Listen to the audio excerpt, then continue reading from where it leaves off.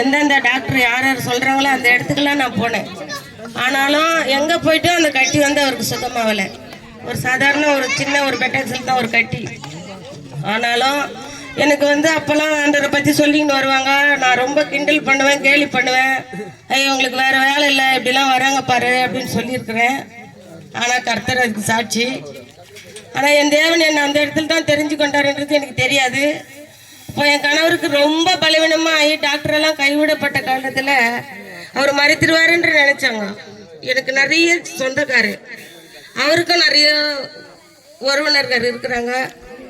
ஆனாலும் என்ன பண்ணாங்கன்னா, இனியே இவங்களால என்ன, அவனே மறைத்திட போகிறான், அவரு உறவினர்களும் ஒதுங்கினாங்க. என்னோட கூட பிறந்தவங்களுக்கு எனக்கு 6 பேர், அவங்களாம் வந்து நின்று பார்த்துட்டு தான் போனாங்க. ஆனால் அந்த நேரத்தில் ஒவ்வொரு நாளும் எனக்கு தெரியாது, அப்போ கடவுள் பெரியவர், அவர் சுகம் கொடுப்பாரு, அவர் ஜீவனை கொடுக்குறவர் அப்படின்னு எனக்கு தெரியாது. நான் நிறைய கிண்டல் பண்ணுவேன், கேலி பண்ணுவேன், கைப்பதி கொடுத்து வர்றவங்களாம் பயங்கரமாக திட்டுவேன். ஆனால் ஒரு நாள் என் மனசில் தோணுச்சு, எல்லாம் கைவிட்ட நேரத்தில், டாக்டரும் கைவிட்ட நேரத்தில், மறித்துருவாருன்று சொல்கிற நேரத்தில், அப்போது மறித்தவரை உயிரோடு எழுப்புவாருன்னு சொல்லின்னு வந்தது என் மனசுக்கு தோணுச்சு. அப்போ நான் உட்காந்து சொன்னேன், ஆண்டவரே எல்லாரையும் மறித்தவரை எழுப்புவேன்னு சொல்கிறாங்க, நீ சுகம் கொடுப்பேன்னு சொல்கிறாங்க, கண்ணீரை கழிப்பாக மாற்றுவேன்னு சொல்கிறாங்க, எனக்கு தெரியல. ஆனால் இந்த உலகத்தில் நான் வந்து நிறைய பூ வைப்பேன், பொட்டு வைப்பேன், மஞ்சா பூசுவேன், கை நிறைய வளையல் போடுவேன், காலெல்லாம் கால் நிறைய காலாய் போடுவேன். ஆனால் அந்த நேரம் நான் சொன்ன ஒரே வார்த்தை, என் வீட்டுக்காரருக்கு ஜீவனை கொடுத்தினா இந்த உலகத்தில் எனக்கு எதுவுமே வேணாப்பா. இது ஒரு சாட்சியா நான் சொல்றேன், இது உண்மை. அவருக்கு ஜீவனை கொடுத்தினா இந்த அலங்காரம் எதுவுமே எனக்கு வேணாப்பா. இந்த இத்தனை பேர் மத்தியில நான் வாழணும்னா அவருக்கு மட்டும் நீங்க ஜீவனை கொடுத்தீங்கன்னா இந்த அலங்காரத்துல நான் தூக்கி போட்டு என் வாழ்க்கை நாள் இருக்கிற வரல உன்னை ஒரு சாட்சியா நான் நிப்பம்பா உனக்காகன்னு சொன்னேன். ஆனா ஆண்டவர் இறங்கினாரு எனக்காக. என் கணவரை எல்லாம் கைவிட்ட நேரத்துல ஒரு தேட்டர்ல ஆபரேஷன் தேட்டர்ல விட்டுட்டு எல்லாரும் சுத்தியும் 10 பேர் நிப்பாங்க. எனக்கு எவ்வளவு ஜனம், ஆனா நான் மட்டும் தனிமையில் நிப்பேன்.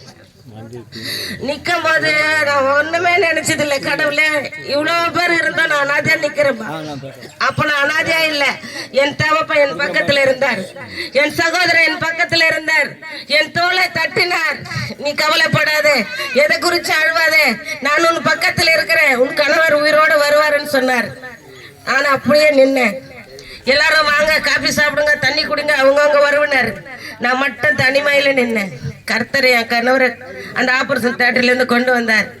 அந்த நேரத்தில் டாக்டர் சொன்னாரு, இவரை 90% சுகமாக்க முடியாது, 10% உனக்கு உன் கடவுள் நம்பிக்கை இருந்தா நீ வேண்டிக்கின்னு வீட்டுக்கு இட்டும்போன்னு சொன்னார். சொன்னேன், அவர் என்ன சொல்றது, கடவுள் ஒருத்தர் இருக்கிறார். நான் அப்ப ஏத்துக்கல. எனக்கு ஜபனா என்னன்னு தெரியாது, ஏசப்பனா என்னன்னு தெரியாது, நான் கிண்டல் கேள்வி பண்ணுவோம். ஆனாலும் ஒரு நாள் எங்க அப்பாவை நான் உட்காந்து கேட்டேன். ஏன்னா ஒரு 6 மாசத்துக்கு கூட ஒரு குணப்படுத்த முடியாதுன்னு சொன்ன இடத்துல ஒரே மாசத்துல என் தேவன் அவருக்கு சுகத்தை கொடுத்து அந்த இடத்துல ஒன்று இல்லாதபடி மாத்தி போட்டு அந்த நாள்லயே அவரை எல்லாரும் மத்தியிலையும் நின்று பார்க்கும்படியா அவருக்கு சுகத்தை கொடுத்து ஜீவனை கொடுத்து வச்சார். அவர் கோடான கோடி நன்றி. அப்படியாப்பட்ட என் தேவனை நீங்க கூட யாராவது உடம்பு சரியில்லையா, ஏதோ பலவீனமா இருக்கிறீங்களா, எல்லாராலையும் கைவிட சொந்த பந்தத்துக்காகலாம் பயப்படாதீங்க சகோதர சகோதரி. எல்லாமே சும்மா கடவுளை நீங்க மனசார ஏத்துங்க. இது வந்து மத மாற்றம் இல்லையா, நம்ம மனசுதான் மாற்றம். கடவுளை உங்க மனசுக்குள்ள உங்களுக்கு என்ன பாரமோ அதை நினைச்சு நீங்க கேட்டா அவர் அப்பாதான் செய்ய வல்லவரா இருக்கிறார், வேற யாராலையும் கூடாது. என் தேவன் அந்த டாக்டரே ஆசிரிக்கப்படும்படியா எங்க போது அவர் எப்படிமா சுகமானாருன்னு கேட்டார். என் கணவர் சுகமாயிட்டார், உன்னை விட பரம வயது எனக்கு நீ இறங்கினாரு அப்படின்னு சொன்னேன். அந்த டாக்டரே ஆசிரிக்கப்பட்டார், என் கணவருக்கு சுகத்தை கொடுத்தாரு ஆண்டவர். அந்த இடமே இல்லாதபடி மாற்றி போட்டார். எனக்கு செய்த அந்த ஆண்டவர் உங்களுக்கும் செய்வார். உங்க வாழ்க்கையில என்ன வருத்தமோ, என்ன நோயோ, இல்லை ஏதாவது என்ன பலவீனமோ, என்ன உங்களுக்கு பிரச்சனையோ உங்களுக்கு தான் தெரியும், எங்களுக்கு தெரியாது.